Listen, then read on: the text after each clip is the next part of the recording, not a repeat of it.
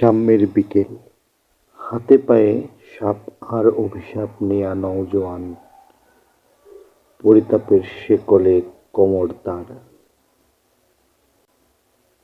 বিভিন্ন অবয়বে অনেক ছাঁচ সে একা ভেঙে বিনিদ্র সোপান পায়। তার ছুঁতে থাকা স্বপ্ন, দীর্ঘ বঞ্চনার ইতিহাস ভেঙে সে সম্ভাব্য যে উপায় পেয়েছে সাম্যের, তার মূল্য নেহায়েতে কম।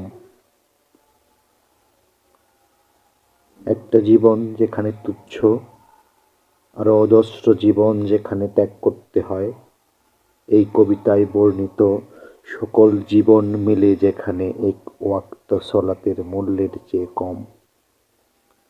পারিশ্রমিক হিসেবে দুর্দান্ত কিছু রোমাঞ্চ অনুভূতি, আর যেন মহাজীবন সমুদ্রের ঢেউয়ের মতো পায়ে এসে আছড়ে পড়ছে তার।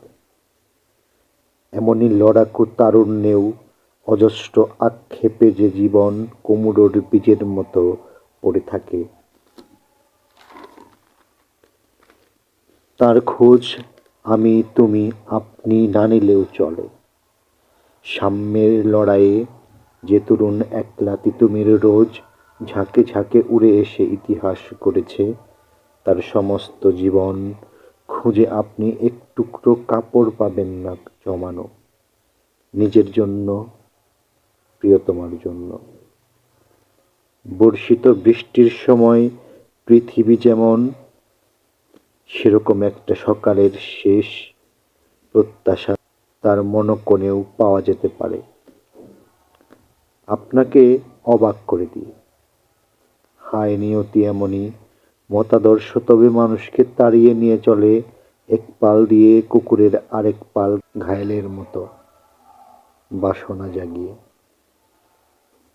তোমার বা আপনার প্রিয় ফুল গাছটি যেমন প্রিয়, তেমনি প্রিয় কন্যা শিশুটির মুখ পেছনে ফেলে তবু বঞ্চনার নিরোধ চাই, নিকেশ চাই এমনই ঘৃণা আর ক্রোধের।